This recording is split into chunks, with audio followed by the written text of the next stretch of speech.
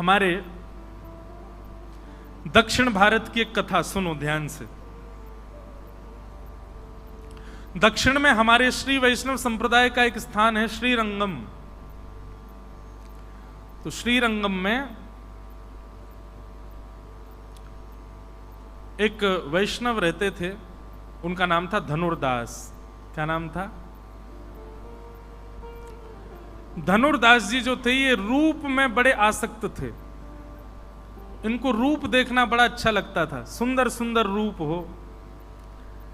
भगवान की इनके ऊपर दया हुई और इनकी जो पत्नी थी वो इतनी सुंदर थी, इतना सुंदर रूप था उसका, उससे इनका ब्याह हो गया। अभी पत्नी को ही देखते रहते थे, उसका रूप इतना लावण्य मधुर। कहां तक कहें कि जब पत्नी चलती थी तो ये उसके ऊपर छत्र लेकर के उल्टे चलते थे, उसको देखते हुए चलते थे छत्र लेकर के, इतनी सुंदर। एक बार श्री रंगनाथ भगवान की यात्रा निकल रही थी, पालकी यात्रा, और उसी समय ये अपनी पत्नी को लेकर के कहीं जा रहे थे, ऐसे छतरी लेके उल्टे चल रहे थे। और वो ऐसे चल रही है, ये पीछे पीछे चल रहे हैं छतरी लेके, उसको देखते हुए। जैसे ही ये निकले तुम्हारा सब उपहास करने लगे, सब लोग आपस में बातें बनाने लगे, सब इनकी हंसी उड़ाने लगे। भाष्यकार स्वामी श्री रामानुजाचार्य जी की जब इन पर दृष्टि पड़ी, देखो संत की दृष्टि में कितना बल होता है। रामानुज स्वामी जी की जैसे इन पर दृष्टि पड़ी, उसको देख करके मुस्कुरा गए और तुरंत उन्होंने अपने सेवकों से कहा, इसको बुला करके लाना मेरे पास। धनुर्दास जी से कहा, तुमको स्वामी जी ने बुलाया, चलो। धनुर्दास जैसे ही गए स्वामी जी के पास, उन्होंने कहा, आज रंगनाथ भगवान की यात्रा निकल रही थी, तुम अपनी पत्नी के ऊपर छत्र लेके चल रहे थे उल्टे। बोले, महाराज मुझे अपनी पत्नी से बहुत प्रेम है, उसका रूप बहुत सुंदर है। मेरा मन होता है कि जब मैं उसको बाहर लेके जाऊं, उस पर धूप ना पड़े, उसके ऊपर छतरी रखूं और उसका रूप निहारता रहूं, इसलिए मैं उल्टा चलता हूं। तो रामानुज स्वामी जी महाराज के मन में ये भाव आया, ऐसी निष्ठा, ऐसा चिंतन, ऐसा समर्पण यदि कोई ठाकुर जी के लिए कर दे तो ठाकुर जी प्रसन्न हो जाए, प्रकट हो जाए।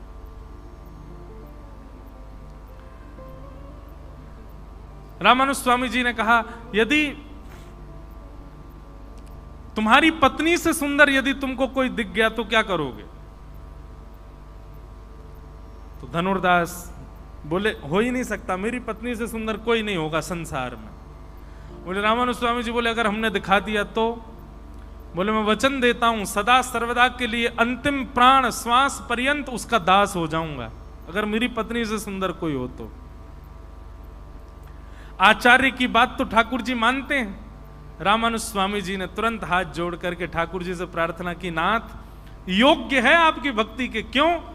इसमें गुण पूरे हैं, निष्ठा पूरी है, समर्पण पूरा है, बस संसार के प्रति है। आपके प्रति हो जाए तो एक नंबर भक्त है आपका, कृपा करके इसको दर्शन करा दो। इतने में ही शंख चक्र गदा पद्म धारण किए श्रीमन नारायण भगवान सिर पर मुकुट धारण करके सुंदर मणियां जड़ित हैं और ऐसे कमल नेत्र भगवान मंद मंद मुस्कुराते हुए जैसे ही प्रकट हुए, रामानुजाचार्य जी बोले, देखो दर्शन करो। धनुर्दास ने जैसे ही दर्शन किया, आहा क्या वर्णन करें उस रूप का।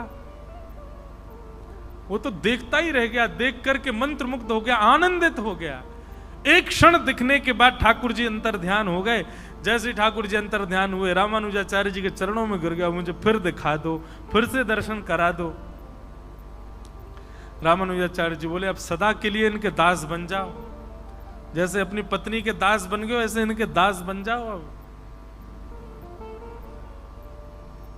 अब तो महाराज उसके चित्त में ऐसी भावना आ गई कि अब पत्नी का रूप सुहाता ही नहीं है उसको, बल्कि घर गया, पत्नी को ही लेके आया। पत्नी बोली, आज छतरी नहीं उठाओगे? बोले, नहीं, छतरी वतरी नीचे, ऐसी चलो तुम।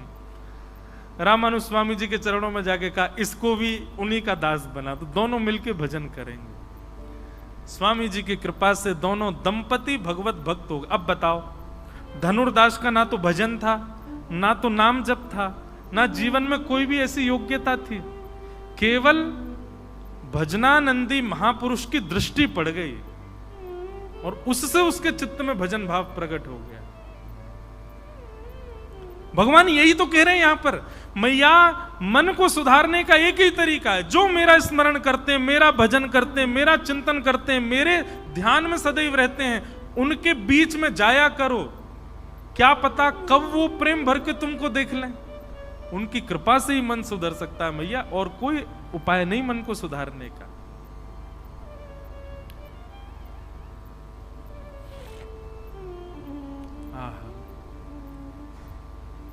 ऐसे भगवान उपदेश दे रहे हैं। इस प्रकार देवूती माता ने अनेक प्रश्न किए, समस्त प्रश्नों को हम प्रणाम करते हैं।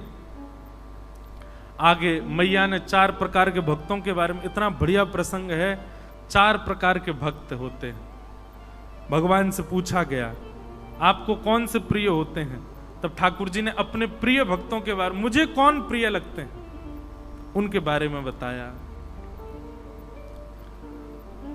4 प्रकार के भक्तों के बारे में तो हम नहीं करते चर्चा, बड़ा होगा विषय।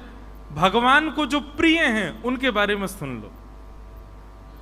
ठाकुर जी कह रहे हैं कि सालोक्य साष्ट सामीप्य सारूप्यैकत्वप्युत दीयमानं न गृह्णन्ति बिना मत्सेवनं जनाः।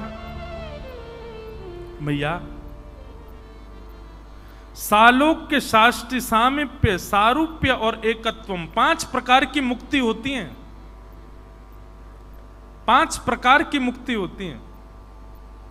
पहली मुक्ति का नाम सालोक्य मुक्ति। सालोक्य मुक्ति का मतलब है कि आपको भगवान का लोक मिल जाएगा। जिस लोक में भगवान रहते हैं उस लोक की प्राप्ति हो जाना, सालोक्य मुक्ति। दूसरी मुक्ति बताई साष्टी, उस लोक में भी भगवान के दर्शन की सुविधा आपको मिल जाएगी। सालोक्य मुक्ति में दर्शन होंगे भगवान के, इसका कंफर्मेशन नहीं है, घूमते रहो कभी ना कभी तो दिख ही जाएंगे। लेकिन शास्त्री मुक्ति में भगवान के दर्शन की भी सुविधा है।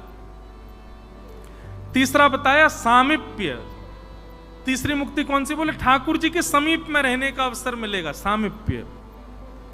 चौथी मुक्ति बताई सारूप्य, भगवान के जैसा ही रूप मिल जाएगा। और 5वीं मुक्ति बताई एकत्वम, भगवान में ही विलीन हो जाओगे। लेकिन भगवान कहते हैं मुझे जो भक्त प्रिय होते हैं मैया, वो कैसे होते हैं, बोले दीयमान न ग्रहणंती। इन 5 प्रकार की मुक्तियों को मैं उसके सामने रख देता हूं, ले लो तुम्हें कौन सी चाहिए। पर इन 5 मुक्तियों को भी हाथ जोड़ के कहता नाथ मुझे नहीं चाहिए, आप रख लो अपने पास ही। जैसे हमारे श्री नामदेव जी महाराज, पंडरीनाथ भगवान प्रसन्न हो गए उनसे, मांगो क्या चाहिए। नामदेव जी कहते हैं जो मांगूंगा सो दोगे। बोले हाँ, पंढरपुर आने वाले और आपके दर्शन को आने वाले हर वैष्णव की चरण रज मेरे सिर पर पड़े, ऐसा वरदान दे दो। ये प्रिय हैं ठाकुर जी को। और आज भी श्री नामदेव जी मुख्य द्वार पर ही समाधि है, नामदेव जी वहीं विराज रहे हैं।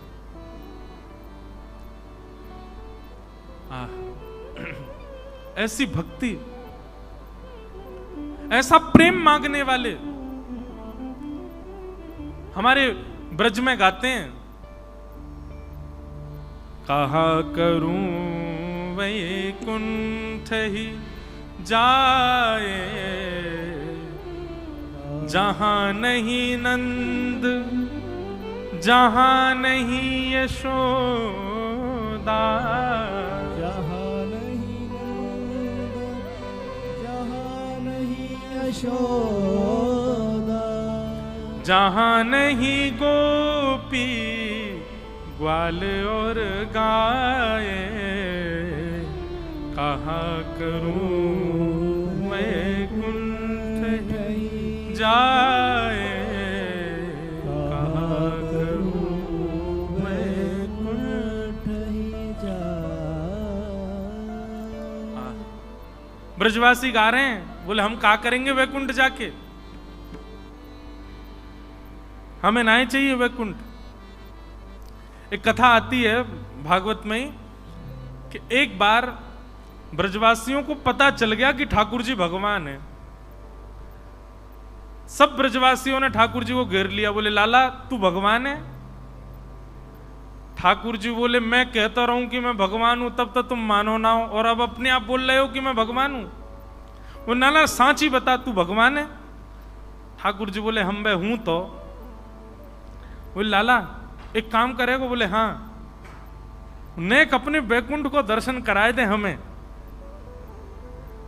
सब ब्रजवासी बोले अपने वैकुंठ को दर्शन करा दे। ठाकुर जी बोले चलो सबको दिखा के लाऊं, और सब ब्रजवासियों को लेकर के ठाकुर जी वैकुंठ गए।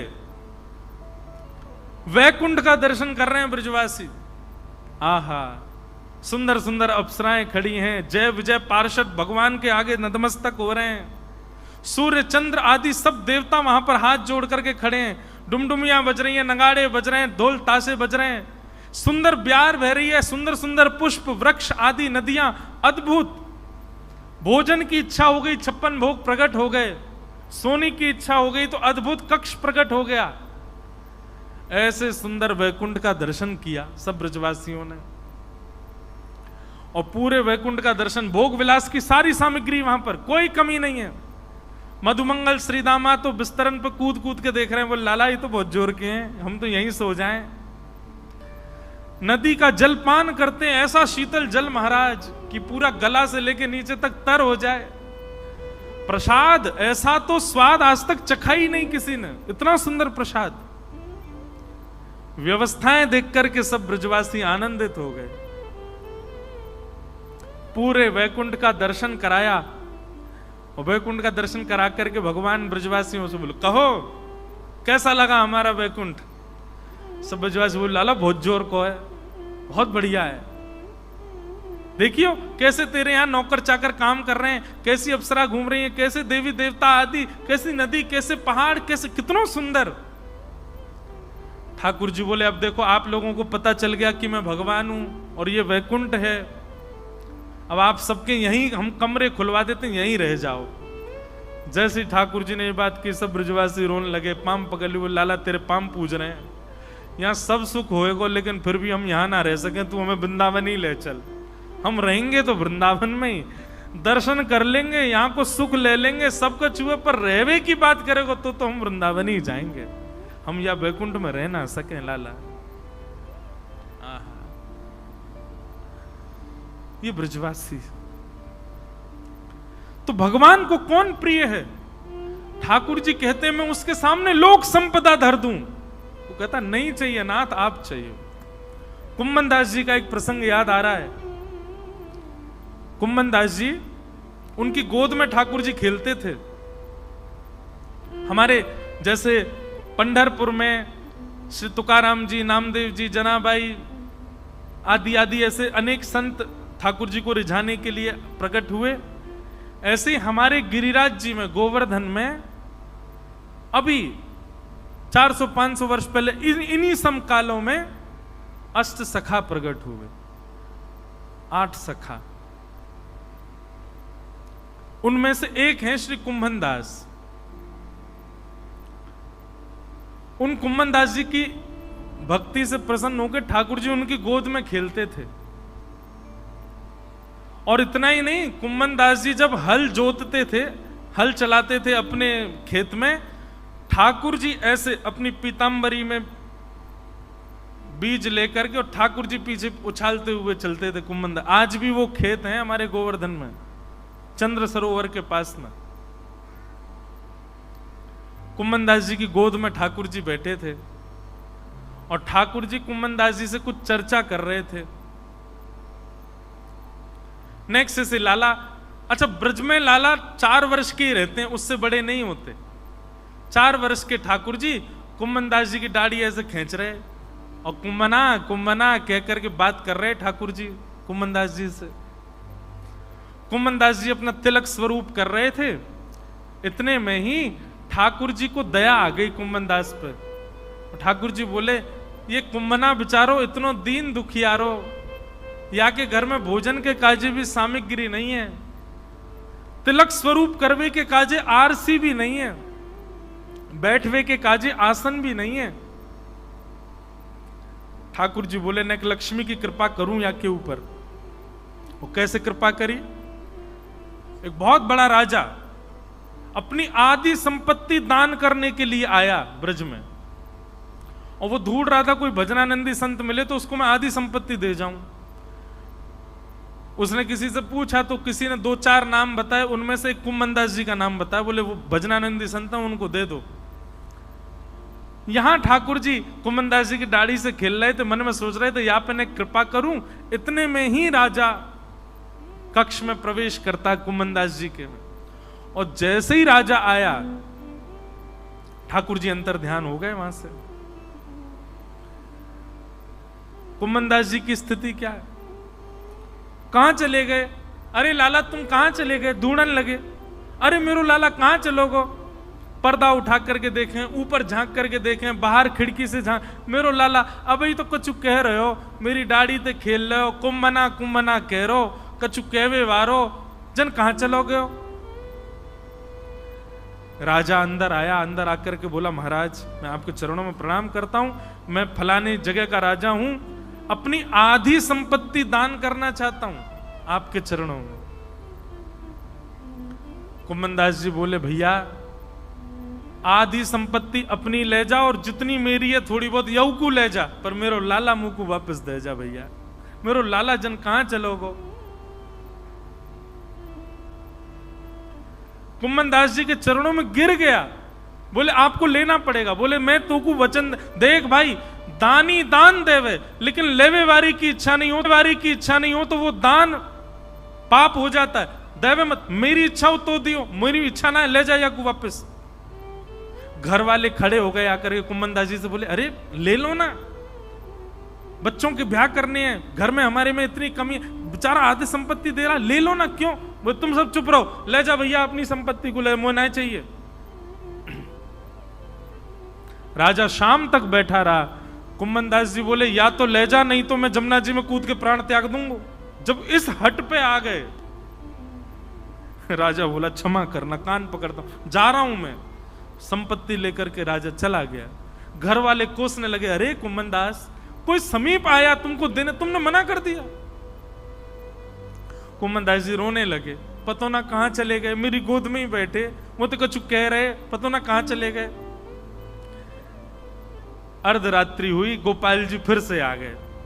ए कुंभना, जैसे गोपाल जी को देखा दौड़ पड़े, अंग में कहां चले गए आप, मैं आपको ढूंढ रहे हो। ठाकुर जी के नेत्र सजल हो गए। ए कुंभना, तेरे घर की स्थिति देख करके, तेरे हाल देख करके, तेरे परिवार को भाव रख के मैंने मन में विचार किया कि मैं तो पे कृपा करूं, और मैंने वह राजा को चेतायो कि वो अपनी आधी संपत्ति तो को दान करके जावे, तेने स्वीकार क्यों ना कियो?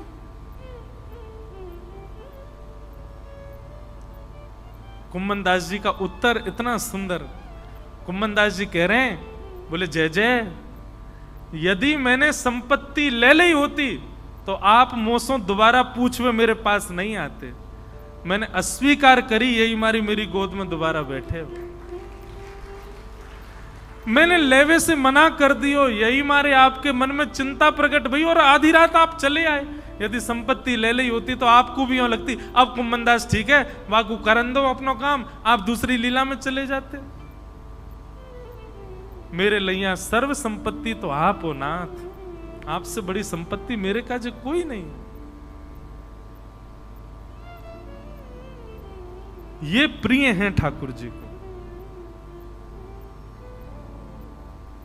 पंडरीनाथ भगवान के वीवीआईपी दर्शन के कार्ड मिल जाएं और तभी कोई घोषणा कर दे पंढरपुर में एक बहुत बड़ा फिल्म सितारा भी आया हुआ है, और जहां आप रुके हो वहीं रुका हुआ है, आपके ऊपर वाले कमरा में रुका है।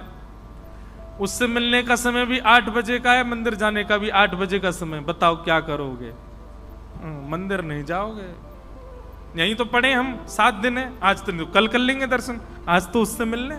हम ऐसे हैं, और फिर इसमें भी हम ये चाहते हैं कि ठाकुर जी हमसे प्रेम करें।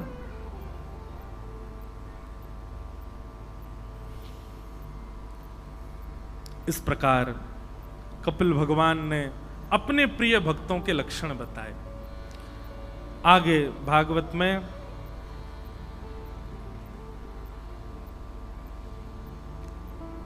ध्रुव जी का प्रसंग सुनाया गया।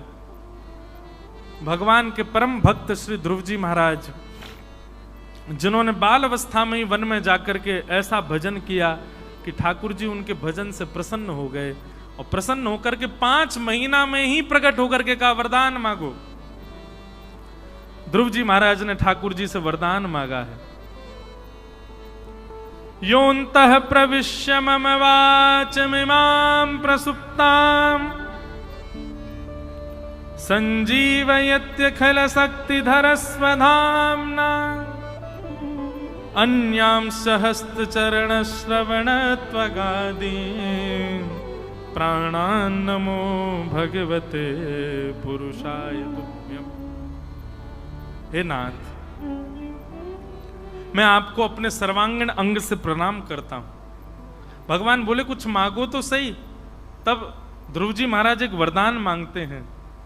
भक्ति मुहु प्रवहताम त्वयि में प्रसंगो भूयादनंत महताम अमलाशयानाम येनांजसौल्वणमुरुव्यसनं भवाब्धिं येष्ये भवद्गुण कथामृतपानमत्त। हे नाथ,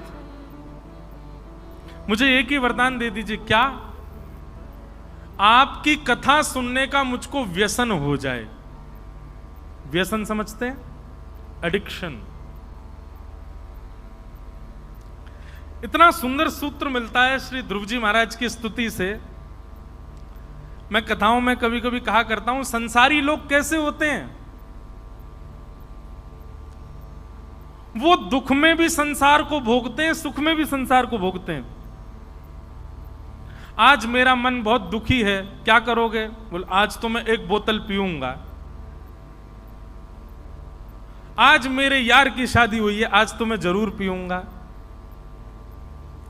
आज मैं एग्जाम में पास हो गया, फर्स्ट रैंक आई है, क्या हुआ? आज तो पार्टी होगी, पिएंगे।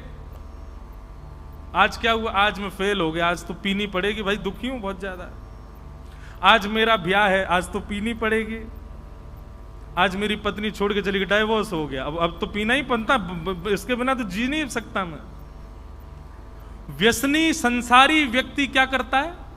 सुख में भी व्यसन भोगता है, दुख में भी व्यसन भोगता है, और केवल बहाने ढूंढता है। आज तो बुआ के बच्चे घर आए हैं, रात में पार्टी होगी। आज बुआ के बच्चे जा रहे हैं तो दुख में पार्टी होगी। मैं रहा हूं ना आजकल के बच्चों के बीच, पता है मुझे कैसे होते हैं। हर चीज में उनको व्यसन चाहिए। लेकिन भक्त क्यों केवल एक ही चीज को सोच के रखता है? भक्त का भी ऐसा स्वरूप होना चाहिए। आज फर्स्ट आया हूं, आज तो हरिनाम संकीर्तन होगा। आज मैं फेल हो गया, भैया दुख में हरिनाम संकीर्तन होगा। आज मेरा ब्याह है, आज हम कथा सुनने जाएंगे। आज मेरा ब्याह टूट गया, आज भी कथा सुनने जाएंगे। आज मेरे बुआ के बच्चे आ रहे, आज तो हरिनाम संकीर्तन करना ही पड़ेगा। आज मैं बहुत दुखी हूं, आज तो हरिनाम संकीर्तन के बिना चलेगा ही नहीं। ऐसी स्थिति मांग रहे हैं कौन? श्री ध्रुव जी महाराज कि नाथ, जिस प्रकार व्यसनी व्यक्ति व्यसन भोगने के लिए बहाने ढूंढता है, ऐसे मैं भी आपके भजन के लिए बहाने ढूंढा करूं। ऐसी कृपा मुझ पर कर दो। भगवान ने ध्रुव जी के ऊपर कृपा की और कृपा करके कहा, ध्रुव तुम मेरे परम भागवत भक्त हो, लेकिन क्योंकि तुम्हारे मन में इच्छा थी कि तुमको राज्य गद्दी पर बैठना है, तो 36,000 वर्ष के लिए तुम राजा बनोगे पहले, उसके बाद मेरी प्राप्ति होगी। ध्रुव जी महाराज 36,000 वर्ष तक पृथ्वी पर राजा रहे, और उसके बाद आज भी ध्रुवलोक में विराजमान है। बोलो भक्त वत्सल भगवान की। ये ध्रुवलोक जो है, ये ध्रुव तारा जो हमको दिखाई देता है, ये श्री ध्रुव जी महाराज का लोक है। वहां ध्रुव जी विराजमान है। हमारे पूज्य नाना जी एक बात कहते थे, ये तारा सुबह ही सुबह क्यों चमकता है? बोले पूरे दिन तो ध्रुव जी इस पर बैठ के भजन करते हैं, लेकिन ब्रह्म मुहूर्त के समय पर भगवान ध्रुव जी से मिलने के लिए जाते हैं, इसलिए ध्रुव जी पूरे लोक को सजाते हैं, इसलिए वो चमकता है, उसका दर्शन होता है। हमारे पूज्य नाना जी कहते ब्रह्म मुहूर्त में उठ करके ध्रुव लोक का दर्शन करने हो तो आप ये विचार कर सकते हो ध्रुव तारे को देखते समय कि इस वक्त नारायण भगवान यही हैं। पूरे दिन की नहीं पता हो सकता, लेकिन ब्रह्म मुहूर्त में ठाकुर जी वहीं होते हैं, ध्रुव लोक में होते हैं, ध्रुव जी के पास होते हैं।